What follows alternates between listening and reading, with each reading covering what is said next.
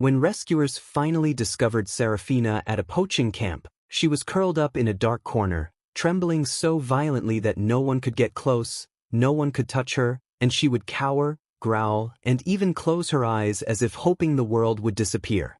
For years, the African leopard had never known kindness, never felt a gentle touch that didn't cause pain, and lived in a world of cruelty. However, a woman named Emma Parker did something unexpected that shocked everyone and forever changed Serafina's life. Emma Parker pulled into the Second Chance Wildlife Rehabilitation Center parking lot, stepping out of her car into the crisp morning air. The sun was rising, casting long shadows across the pavement. Shift, but as soon as she entered, she saw Director Johnson's anxious face.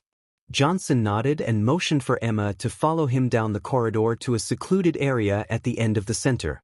The familiar sounds of animals reverberated throughout, but when they arrived, there was only silence in the shadows of the secluded area. Emma saw a magnificent African leopard curled up in the farthest corner of the enclosure. Her muscular frame was still powerful, her golden black spotted coat gleaming under the dim lights, but her entire body trembled uncontrollably. Her ears were flattened against her skull, and her head was lowered so much toward the ground that she appeared to be trying to disappear. After a brief conversation about the leopard's condition and the futile attempts to approach her, Emma did something unexpected instead of trying conventional methods. She slowly sat down on the floor in front of Serafina's enclosure. Johnson's face showed surprise, but Emma didn't care. She focused solely on Serafina, completely trusting her method if it meant sitting there all day. Emma quickly realized this wasn't an ordinary case based on the leopard's eyes and body language. Serafina wasn't just a captured wild leopard, but also a victim of cruel mistreatment, confined in a small, filthy cage, never experiencing a touch that wasn't accompanied by pain. Hours had gone by since she had first positioned herself in front of Serafina's cage, and she had barely moved. The rescue center went about its daily routines, volunteers came and went, dogs were walked, potential adopters passed by, but Emma didn't care. She stayed focused on the trembling leopard huddled in the farthest corner of her cage, and Emma didn't move, look at Emma, or react at all. She was still curled in on herself, her golden black coat gleaming in the dim light, her head lowered so much that her nose almost touched the concrete floor, and her strong body trembled like a leaf caught in the wind, an unending earthquake of fear that wouldn't stop. But Emma noticed something different right away. Serafina's ears weren't pressed completely flat anymore. They were still low and wary, but there was a flicker of something else: awareness. Johnson passed by multiple times, his skepticism was evident, but Emma didn't mind. She didn't argue, didn't need to explain, because at that precise moment, Serafina's ears twitched again. It was barely perceptible, but Emma saw it, and she knew what it meant. Emma's entire being was focused on the fragile, frightened soul before her time passed. She was patient. To be patient, other animals occasionally made noises that echoed through the shelter hallways. Every time Serafina's trembling got worse, she squeezed her eyes shut as if to make herself disappear, but she never moved away from Emma. After what seemed like an eternity, the room became quiet again, save for the faint sound of the wind outside or the occasional distant clatter of metal bowls. Emma took a deep breath and then made her first move without making a sound. She reached into her coat pocket and took out a small piece of cooked meat, which filled the air with a scent that made her nose twitch. She placed the food a couple of feet away from Serafina, not too close, but far enough that if she really wanted it, she would have to move toward Emma. Then she waited. Moved for several minutes, keeping her breathing slow and her posture relaxed so that she wouldn't force the leopard to approach first. This had to be Serafina's decision.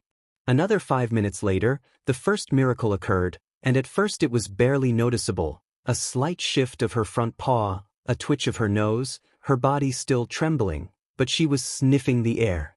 Emma held her breath, then so cautiously that it seemed as though the world had slowed down. Serafina inched forward. The movement was so small, a single paw moved, dragging just an inch closer. Emma's chest tightened with emotion, but she didn't react or make any noise, and the leopard might retreat another inch. For a brief moment, her eyes briefly flickered up, and their gazes met for the first time. It wasn't much, not complete trust, but today for the first time in her life, Serafina had voluntarily come closer to a human, and that was all. The following morning, Emma arrived at the shelter before anyone else. The sun had just started to rise, casting a dim golden hue through the frosted windows, and the hallways were quiet except for the occasional rustling of animals stirring in their pens. Emma saw something buried beneath the fear, a question, a silent, uncertain whisper in her broken soul, and she didn't respond with words. Enclosures, Emma took a deep breath before heading down the corridor. Today was different. She wasn't just hoping for progress, she was expecting it. Yesterday, Serafina had made a decision and had moved toward her. Even though the step was small, it meant something. She got closer to the leopard's enclosure. She felt her pulse quicken. Would Serafina still be curled in the corner, trembling as before, or had something changed? Emma reached the enclosure and froze, watching her, not cowering, not trembling violently, just watching her heart tighten with emotion. Slowly, she sank onto the floor, mimicking her exact position from yesterday. The fact that she didn't flinch was progress because she didn't retreat, and her ears twitched in Emma's direction. Something that Emma exhaled helped her compose her feelings before she carefully reached into her coat pocket and took out another small piece of meat and placed it between them. Yesterday, it had taken Serafina nearly an hour to approach her, but today she hesitated for only a minute, her nose twitching, her coat gleaming under the lights, and then she stepped forward, well, one paw, then another. Her entire body was still tense, still uncertain, but she wasn't frozen anymore, she was moving. Emma didn't blink or breathe, and she lowered her head for a moment, as if she might run away again, but then she took the food with hesitation and thought. She swallowed hard, keeping herself motionless for as long as she could, and then slowly turned her palm upward, an invitation. For a long time, nothing happened. Then, the miracle Emma had been waiting for happened. Serafina moved toward her hand, just a fraction of an inch, but enough so that her whiskers touched her fingers. Emma's breath hitched, but she didn't pull away or move. Then, just as quickly as she had come close, Serafina pulled back a step. Emma didn't let disappointment set in because Serafina had chosen to approach her today, which meant everything. Her ears twitched at the sound of Emma's soft breath, and then, for the first time, her tail gave the tiniest wag. It was a tiny, almost uncertain movement, but Emma saw it, and for the first time since meeting Serafina, she allowed herself hope. This was just the beginning. Emma arrived at the shelter the following morning with a newfound sense of resolve. Sarah had taken a very deliberate step forward, and last night as she relived the moment in her mind, she kept thinking about that tiny flicker of movement, her tail wagging. It wasn't much, barely noticeable, but it meant everything. As she got closer to the leopard's enclosure, she noticed another change right away. Sarah had already spotted her coming, not curled in the corner, not trembling violently, and her ears were alert and listening. Emma felt her heart swell, and she sank onto the floor in her usual spot. Sarah didn't flinch, which was progress in and of itself. This time, Serafina hesitated for only a few seconds before taking a cautious step forward. Her nose twitched as she sniffed at the food, but this time, instead of grabbing it and backing away, she looked at Emma's hand. It was a silent question, a test of trust. Emma swallowed hard, slowly, carefully, and turned her palm upward, an invitation. For a long moment, she did nothing, and then she made her decision.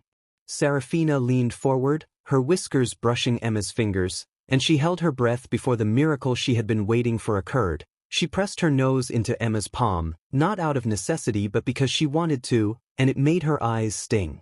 She remained motionless, allowing Serafina to take the lead, and then she took another step. Serafina lowered her head slightly, her muzzle touching Emma's skin, and Emma's heart pounded slowly as she moved her fingers, brushing them against Serafina's fur. The leopard flinched for a brief moment, but she didn't pull away. Emma's fingertips skimmed over her snout, barely touching, but enough to let her know that this was different, that this wasn't cruelty, that this was kindness, and that there was no going back. The following morning, Emma arrived at the shelter before sunrise. The air was crisp, and the world outside was still covered in a thin layer of frost. The shelter was quiet, with only the faint rustling of animals shifting in their enclosures as they woke up, but Emma wasn't. She was thinking about the other animals, but yesterday she had allowed Emma to touch her for the first time. She had decided to trust a human, even if only briefly. As she approached Serafina's enclosure, her pulse quickened, and she saw her breath caught. Serafina wasn't pressed into the farthest corner. Instead, she was waiting, her body still tense but not afraid, her ears half up, and her green-gold eyes fixed on Emma. Emma swallowed the lump in her throat, and she slowly sank onto the floor, as she had done every day before. She held it in her open palm as a test to see if she would accept it. Her nose twitched, and she stared at the food for a long time. Then, slowly, Serafina moved forward one paw, then another, holding perfectly still. She lowered her head and brushed her nose against Emma's fingers, and then she took the food, not in panic or fear, but calmly. She blinked quickly to push back the emotion that was swelled in her chest. This was real progress. Serafina was choosing to trust Emma, but what she did next was even more unexpected. She lowered her head and gently pressed it into Emma's open palm. Emma let out a slow, shaky breath, and Serafina's tail flicked a little. The past still haunted her, but today she had taken her biggest step forward, and Emma knew she was ready for something more. The morning air was crisp as Emma pulled into the shelter parking lot. It felt different because she had been waiting for her to trust for weeks, and yesterday she had chosen her not just by taking food from her hand, but also by stepping forward and pressing her head into Emma's palm. It had been the first time Serafina had actively sought comfort from a human, and Emma would never forget that. Now, however, she had to determine whether she was ready for the next step, and she proceeded through the shelter halls, pausing at Serafina's enclosure and what she saw. Emma felt her throat tighten, but she didn't let the emotion get the better of her. Instead, she did something she had never done before. She carefully opened the enclosure door without hurrying, causing her to tense but not run, and she watched as her ears perked up, slightly alert but not afraid. Emma knelt down and extended her hand again, palm open, inviting, challenging. Would Serafina step out for a long moment? Serafina didn't move, Emma didn't push her, she didn't urge, she waited patiently as usual, and then she did something that shocked everyone in the shelter. She stepped forward past the invisible boundary that had kept her in terror for so long. She stepped toward Emma, stopped, and pressed her head into Emma's chest. Emma let out a shaky breath, wrapping her arms around the leopard as she melted into Emma's embrace. For the first time in her life, Serafina had found safety and connection, and this time she knew it was real because she had chosen it. In the weeks that followed, Serafina's transformation was remarkable. She no longer trembled and accepted food straight from Emma's hand without hesitation. She even let other staff members approach, though they were still cautious, but Emma knew this was only the beginning. She could be herself. Emma called a meeting with the management to present her plan to release Serafina back into the wild.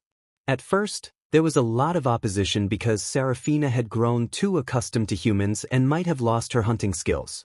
Emma was adamant that she hadn't rescued her to keep her in a cage forever. Rather, she had done so she could live the life she was born to live, freely and wild. Eventually, they came to an agreement that Serafina would be taken to a remote area in Autoshia National Park where there was a natural leopard population. There would be minimal human intervention, and she would be fitted with a GPS collar to track her progress. Before being released, she would be retrained in hunting skills for a month, rather than being fed. Serafina was awkward at first, as if she had forgotten her natural instincts, but with Emma's patience, she gradually remembered that her powerful muscles tensed as she lunged at the dummy prey, and her eyes became sharp and focused. Each day, she became stronger, more confident, and more prepared. Finally, the day of Serafina's release arrived, and Emma sat beside the transport cage the entire long way to the release site. The GPS collar was fitted gently and non-intrusive, and Serafina lay calmly, occasionally looking at Emma with eyes that no longer held fear.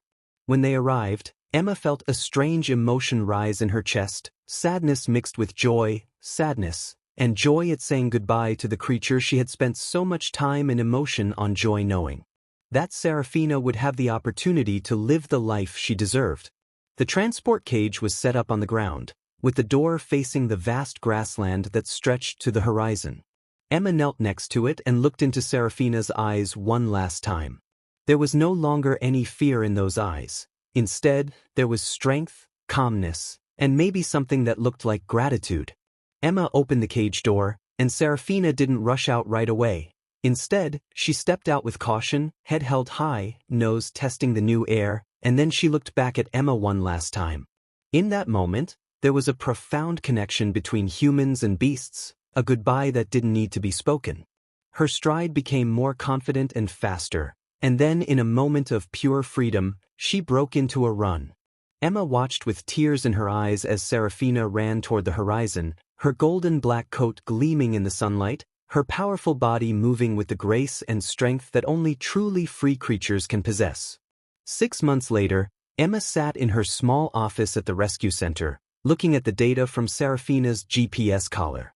The leopard had not only survived, but was thriving, having established her own territory, hunted successfully, and even joined the local leopard population, and the most recent data revealed a movement pattern that Emma couldn't have misidentified: a mother leopard with small cubs. Sarah hadn't only found freedom, but she had also found a family, continuing the cycle of this rare African leopard species. Emma pressed her hand against the screen, grinning through tears, her work done, and she had become what she was born to be: fearless and wild.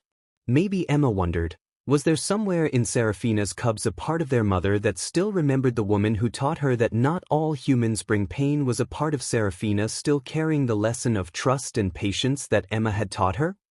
Emma would never know the answer, but she was certain of one thing: the moment when Serafina took. Because sometimes the most wounded hearts are the ones that can heal with fierce love, and sometimes all it takes is a gentle hand and endless patience.